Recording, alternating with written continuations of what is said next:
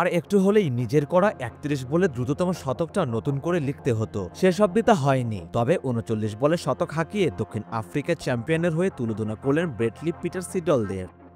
লোকে তাকে বলে ৩০৭ ডিগ্রি। তিনি যখন খেলা ছাড়লেন লোকে আফসোস করে বলতে লাগলো, কেন তিনি চলে গেলেন, আর কিছুদিন থেকে গেলে কি পারতেন না? কোটি মানুষের হৃদয়ে তৃষ্ণা মেটাতে ৪ বছর পর আবারও ২২ গজে ফিরলেন Abraham Benjamin de Villiers.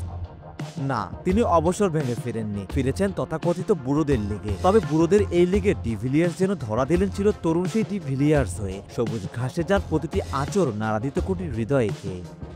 De Villiers যেন ক্যানভাসে আকাশে পুরনো চিত্র, যেখান থেকে চোখ ফেরানো যায় না। বয়সটা ৪১ ছাড়িয়েছে, অথচ ৪১কে শুধুই একটা সংখ্যা বানিয়ে এবি এখনো আলো ছড়ান ব্যাট হাতে। এখনো যখন প্রতিটি বলকে ব্যাটের সাথে সংযোগ ঘটান, মন্ত্রমুগ্ধের মতো চেয়ে থাকে প্রতিপক্ষ, যেমনটা থাকতো তার প্রাইম সময়ে।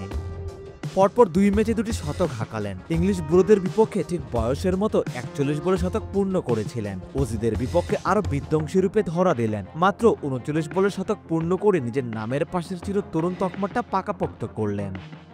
এবিডি ভিলিয়ার্সের এই সেঞ্চুরিটা সহজ ছিল না, কারণ বিপক্ষে বোলার হিসেবে ছিলেন Brett Lee, Peter Siddle, Steve O'Keefe, Josh Hastings, Dan Christian ও ডি আর্চির মতো বোলাররা।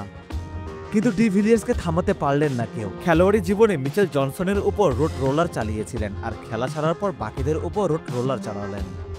এমন বারকুটে ইনিংসে ভিলিয়ার্স যেন আফসোস আরো বাড়িয়ে দিচ্ছেন, ভক্তদের হৃদয়ের তৃষ্ণা বাড়াচ্ছেন, চোখের সামনে প্রতিযোগিতামূলক ক্রিকেটে খেলতে না দেখার বিষাদের পারদ আরো গভীর করছেন। সময় ডানে এত জোর কেন নিখিলেশ?